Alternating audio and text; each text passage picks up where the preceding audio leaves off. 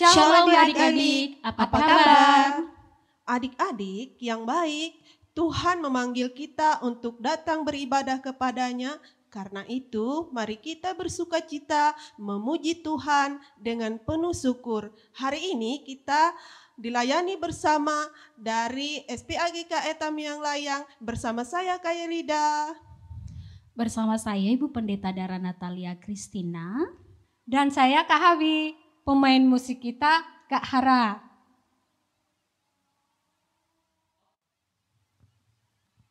Baik adik-adik, kita akan memuji Tuhan dengan judul Tuhan Mengetuk Hatimu. Kita nyanyi sama-sama ya.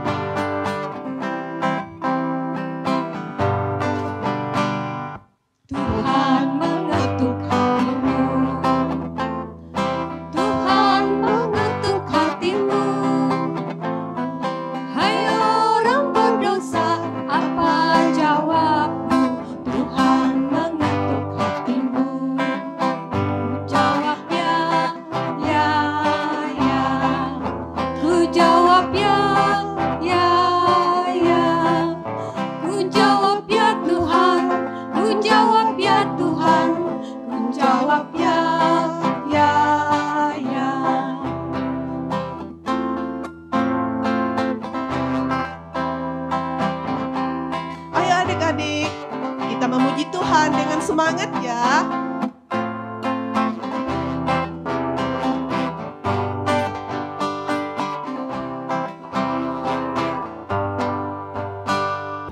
Yesus mengetuk hatimu. Yesus mengetuk hatimu. Hai orang berdosa, apa jawabmu? Yesus mengetuk hatimu. Jawab ya, ya, ya. Ku jawab ya, ya, ya. Ku jawab ya Tuhan. Ku jawab ya Tuhan. Ku jawab ya, ya, ya.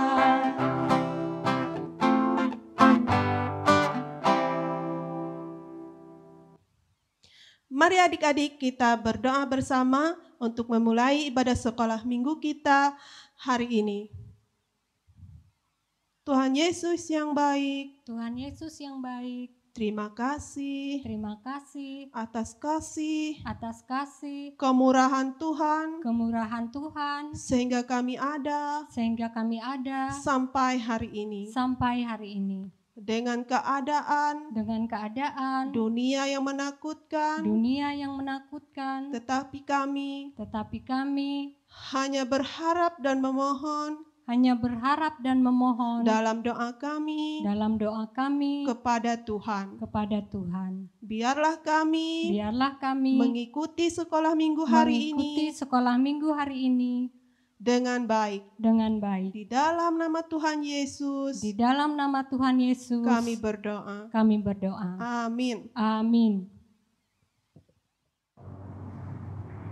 Adik-adik, terima kasih sudah mengirimkan video menghafal ayat emasnya. Mari kita saksikan video yang sudah adik-adik kirim minggu yang lalu.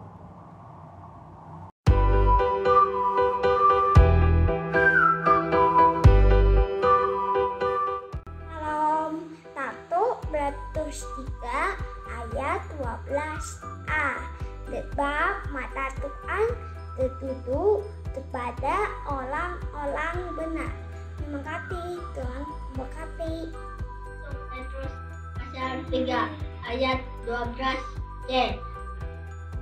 Tetapi wajah Tuhan menentang orang-orang yang berbuat jahat. Terima kasih, selamat hari Minggu. Shalom.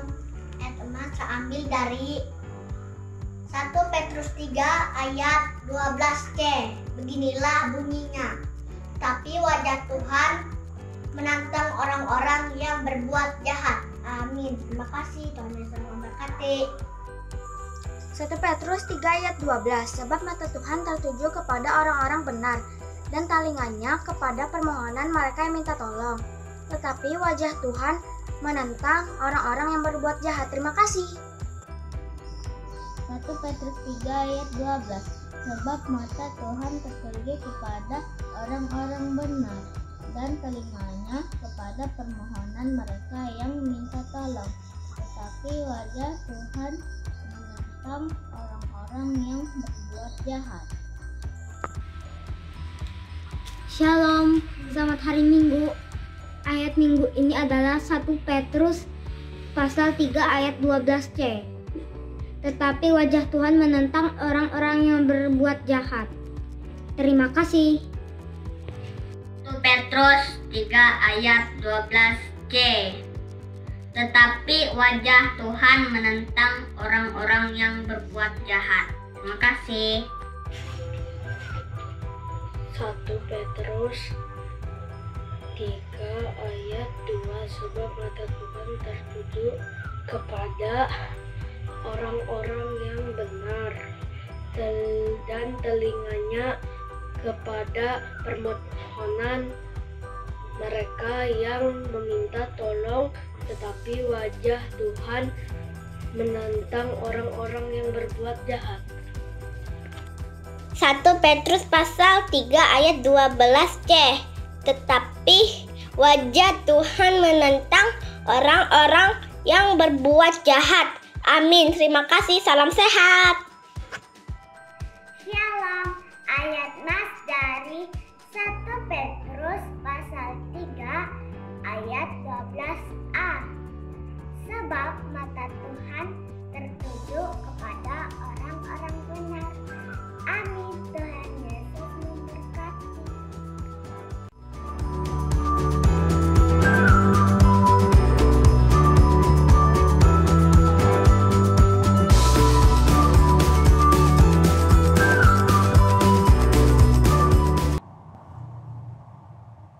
Nah, sekarang mari kita mengingat ayat hafalan yang kakak-kakak bagikan minggu kemarin.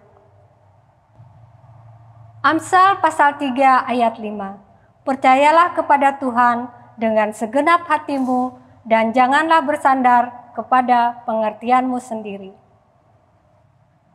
Silakan adik-adik mengirim video menghafal adik-adik kepada kakak-kakak guru sekolah minggu masing-masing.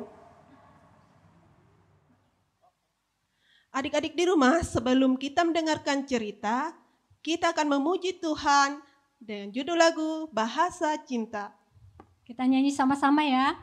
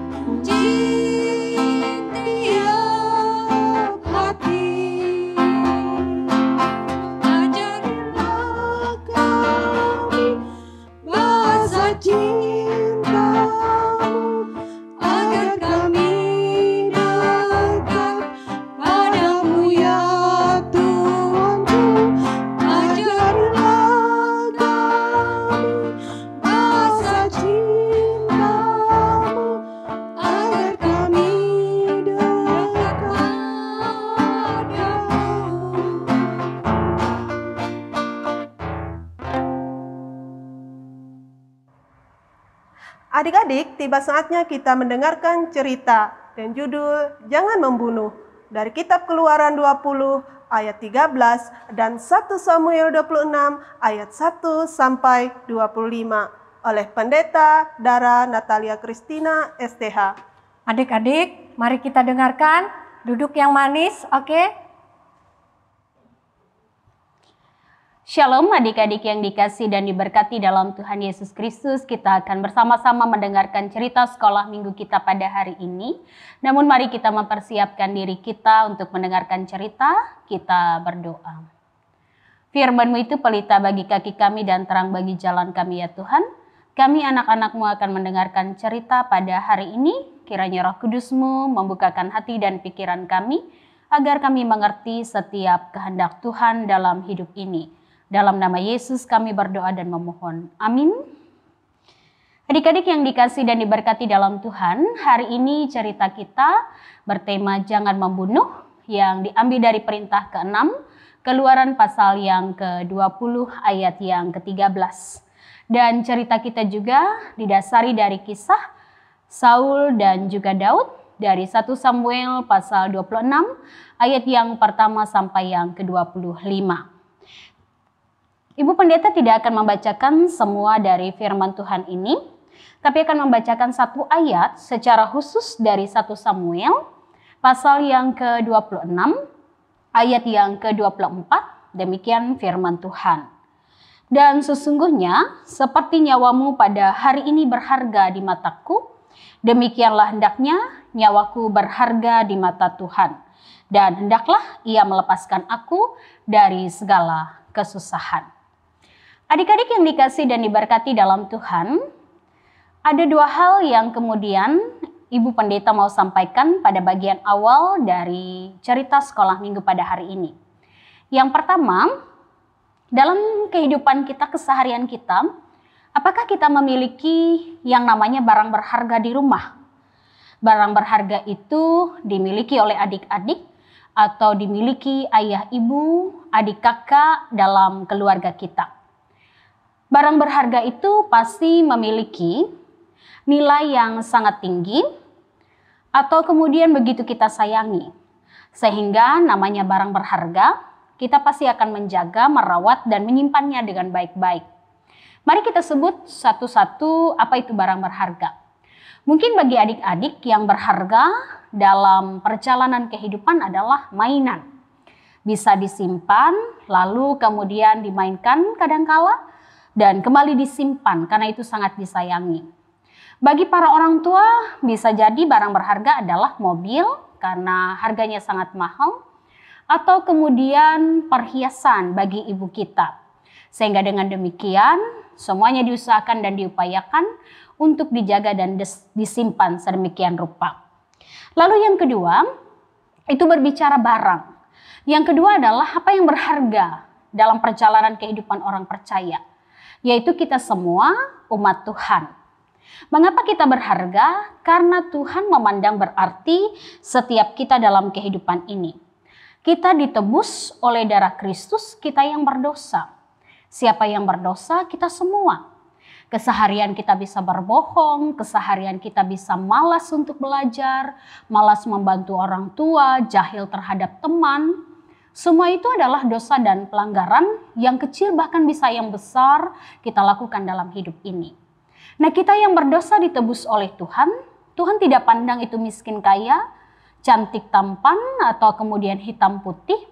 Ia memandang setiap orang dalam perjalanan hidup ini, kita semua adik-adik yang dikasihi dan diberkati dalam Tuhan adalah berharga.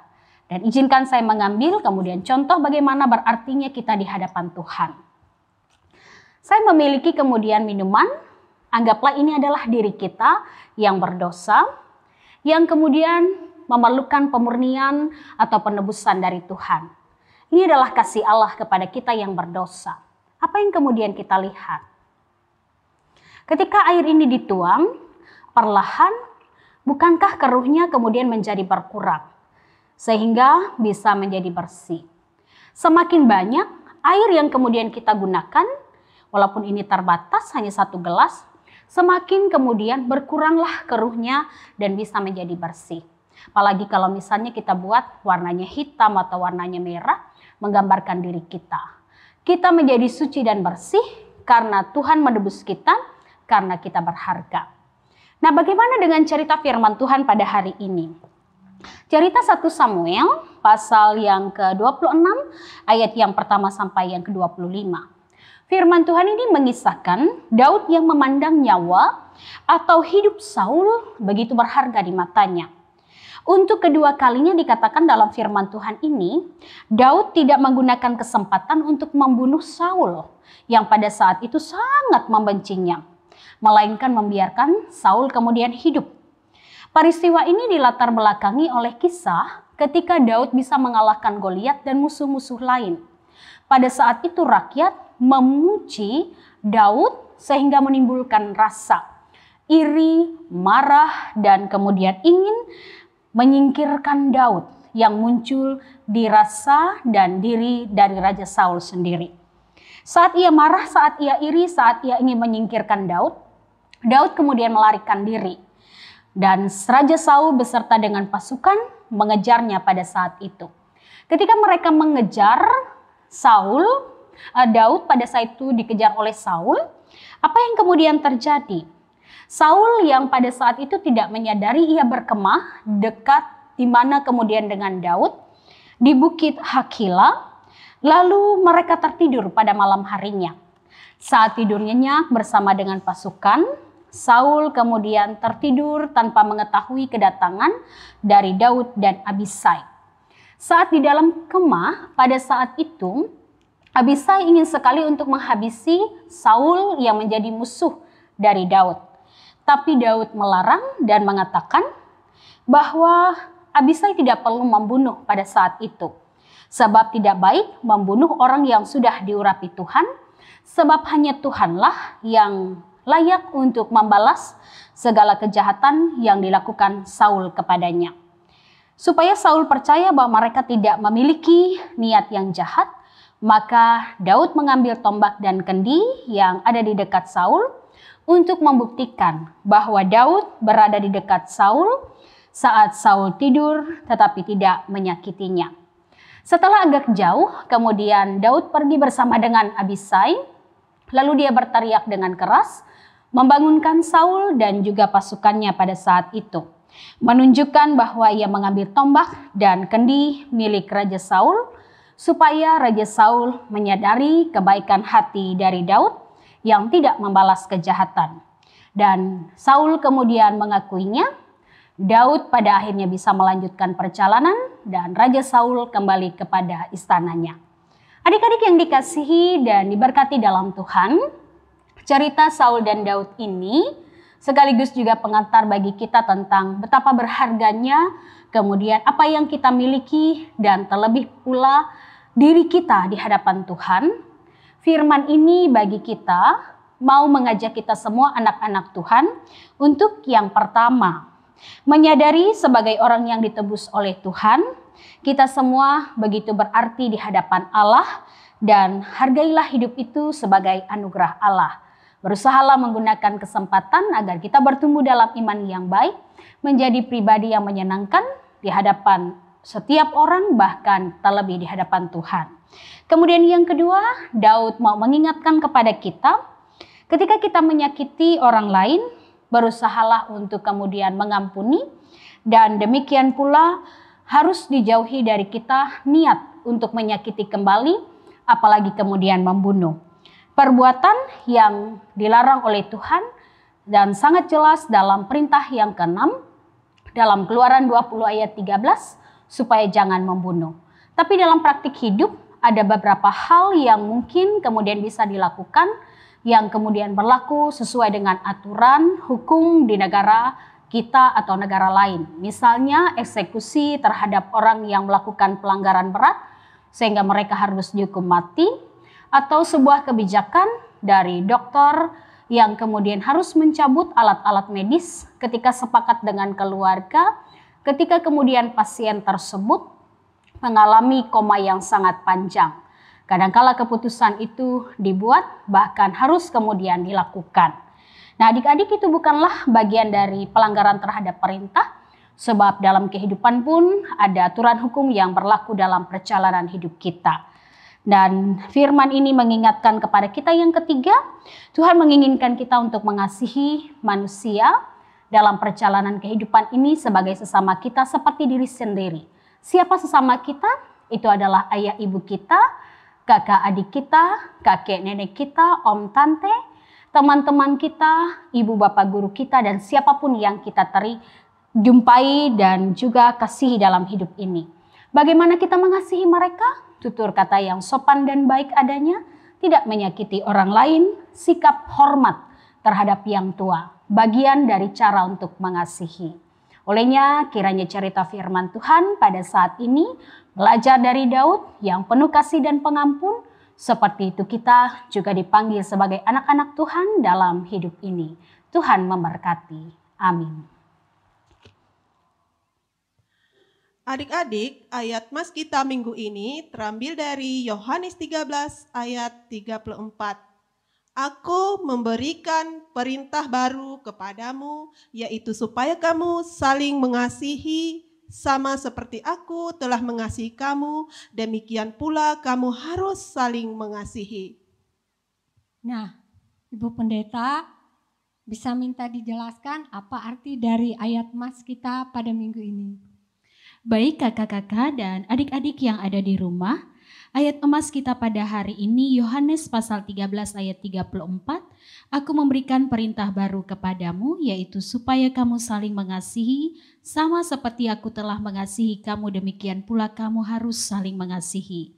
Mengapa Yesus kemudian mengatakan bahwa ini adalah perintah baru? Apakah perihal mengasihi adalah perintah yang benar-benar baru muncul ketika Yesus mengajarkannya? Bukan. Ulangan pasal yang ke-6 ayat yang ke-5 mencatat, Musa mengatakan kepada bangsa Israel, kasihilah Tuhan Allahmu dengan segenap hatimu, dengan segenap akal budimu, dan dengan segenap kekuatanmu. Yang berarti kasih itu adalah suatu hal yang biasa dilakukan oleh setiap orang percaya. Mengapa ia disebut sebagai perintah baru oleh Tuhan Yesus?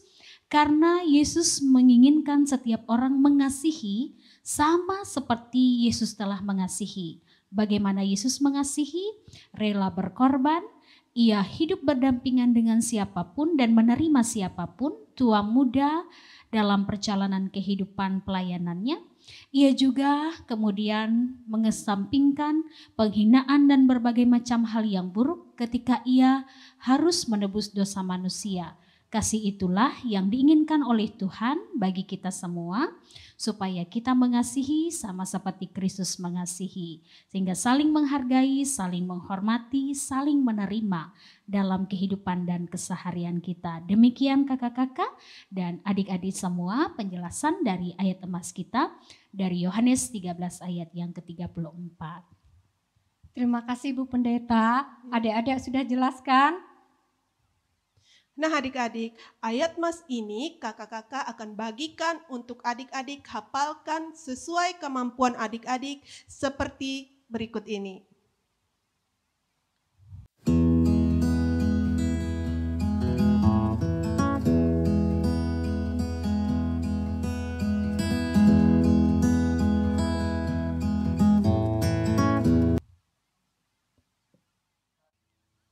Sebelum kita masuk doa syafaat yang akan dibawakan oleh Ibu Pendeta, kita menyanyi satu lagu berjudul Kasih Itu Memaafkan. Baiklah adik-adik, kita nyanyi sama-sama. Ayo adik-adik semangat, kita menyanyi bersama ya yang di rumah.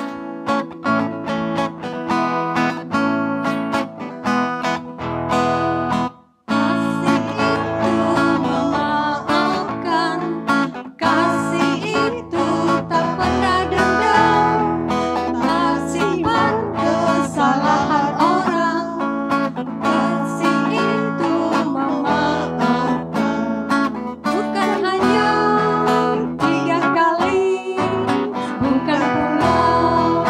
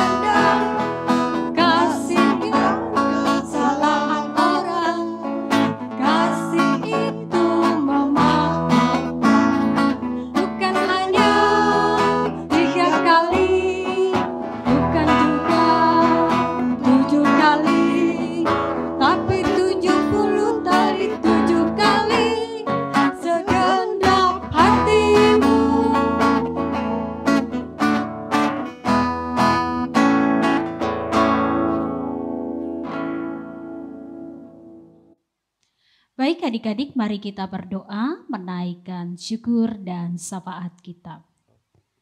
Terima kasih ya Allah atas kasih setia yang kami terima sampai hari ini. Tuhan tidak pernah meninggalkan kami dalam perjuangan kehidupan.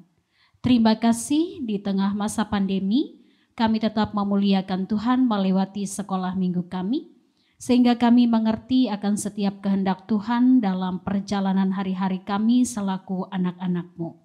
Kami telah mendengarkan cerita firman Tuhan. Biarlah hati kami terus senantiasa mengampuni sesama kami, dijauhkan dari berbagai macam rasa iri hati, dendam, dan amarah, sehingga kami dijauhkan dari pelanggaran-pelanggaran terhadap titah Tuhan. Roh Kudus-Mulah yang membuka hati kami, pikiran, akal budi kami, agar olehnya kami dimampukan melakukan tiap kehendak Tuhan dalam keseharian kami. Hari ini kami menaikkan syukur dan syafaat kami, menyerahkan kami semua anak-anak-Mu dalam perjalanan kehidupan kami. Diberkati dalam tumbuh kembang, bahkan di dalam memasuki tahun ajaran yang baru dalam tugas dan pendidikan kami. Kami memohon kasih dan penyertaan Tuhan agar mengawali tahun ajaran yang baru ini, Tuhan menganugerahkan kami senantiasa hati yang semangat untuk mengikuti setiap tugas dan tanggung jawab kami selaku seorang murid, sehingga kami mau mendengar tiap didikan ajaran yang diberikan oleh guru, terlebih pula giat dalam menyelesaikan tugas-tugas yang diberikan, sehingga kami bertumbuh menjadi anak-anak Tuhan yang juga memiliki ilmu pengetahuan yang baik demi masa depan kami. Bapa yang baik, Allah yang pemurah, kiranya kasih dan penyertaan Tuhan juga kami alami ketika kami juga menjalani kehidupan kami di hari-hari kami, saat kami bermain dan beraktivitas, agar kami tetap sehat selamat dalam lindungan Tuhan. Kami serahkan seluruh keluarga yang kami miliki, orang tua kami dalam tugas tanggung jawab menjadi ayah dan ibu, tetap menjadi wakil Allah dan teladan bagi kami dalam kehidupan dan keseharian. Mereka diberikan sehat panjang umur sehingga dapat bekerja dengan baik untuk mencari berkat, mencukupkan segala kebutuhan rumah tangga, ditopang dan ditolong dengan hati yang sabar, pikiran yang tenang saat menyelesaikan pergumulan, terus senantiasa melibatkan Tuhan dalam perencanaan hidup, sehingga anugerah dan kebajikan Allah akan mengiringi setiap orang tua kami, ayah dan ibu kami. Terima kasih ya Allah, kami mengingat kami masih dalam perjuangan melewati masa pandemi. Biarlah kasih Tuhan tetap merangkul kami dalam kasih dan pimpinan Tuhan. Walaupun di rumah kami tetap memuliakan Tuhan, melewati pelayanan sekolah minggu yang diberikan oleh seluruh kakak-kakak guru sekolah minggu kami, sehingga kami tetap senantiasa memuliakan Engkau dan belajar akan firman-Mu. Kiranya Tuhan berkenan memberkati anak-anak yang lain dan orang-orang yang sudah dewasa yang saat ini terpapar oleh virus COVID-19. Kasih dan anugerah Allah akan menyembuhkan dan memulihkan, menjaga dan menaungi mereka tetap pulih dan selamat dalam naungan kasih Tuhan. Dalam pergumulan yang lain di tengah perjuangan pandemi, kehilangan pekerjaan, harus kehilangan orang-orang yang terkasih oleh kematian, harus terbatas untuk berjumpa dengan keluarga besar, Tuhanlah yang akan memimpin dan memberkati setiap kami anak-anak dan juga umat-Mu. Terima kasih Tuhan, dengarkanlah doa dan seruan kami.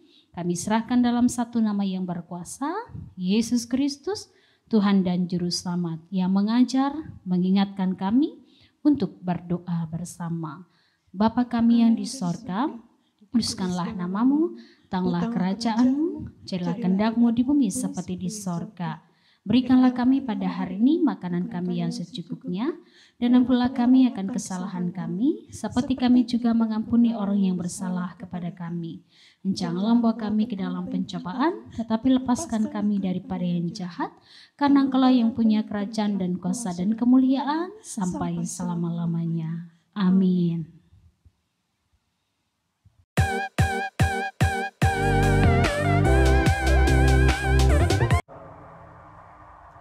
Tahukah kamu pada tanggal 18 Juli 2021 minggu kemarin kita merayakan hari apa? Jawabannya, Hari Anak GKE.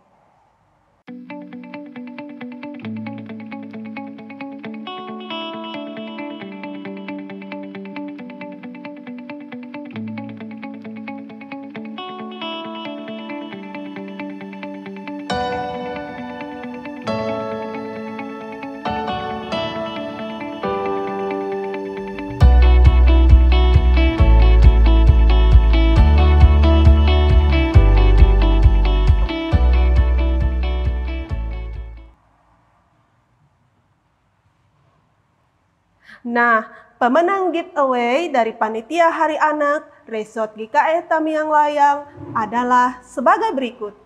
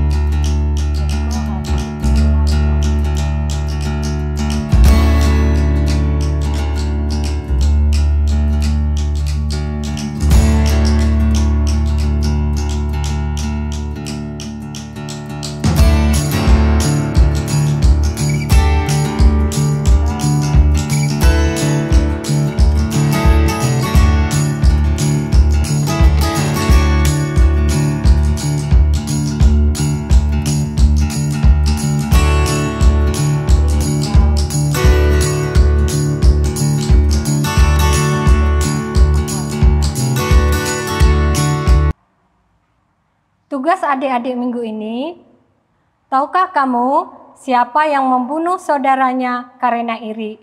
Persembahan saudaranya itu diterima Allah menurut cerita Alkitab. Silahkan adik-adik jawab di kolom komentar minggu depan. Kita jawab sama-sama. Adik-adik, Tuhan menginginkan kita semua saling mengasihi, terlebih-lebih sesama pengikut Yesus. Kita semua bersaudara di dalam Yesus, seperti lagu yang dinyanyikan teman-teman kita berikut ini. Yuk kita nyanyi sama-sama.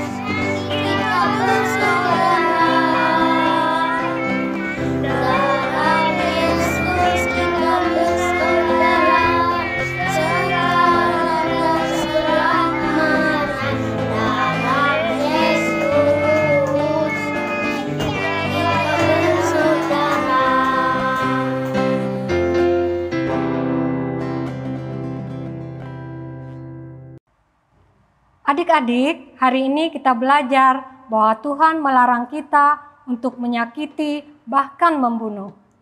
Hendaknya kita saling menghormati dan menghargai, mengasihi sesama manusia seperti Tuhan yang selalu mengasihi kita. Baik adik-adik, kita akan menutup ibadah kita pada hari ini. Mari kita sama-sama berdoa. Tuhan Yesus, kami akan mengakhiri ibadah kami pada hari ini.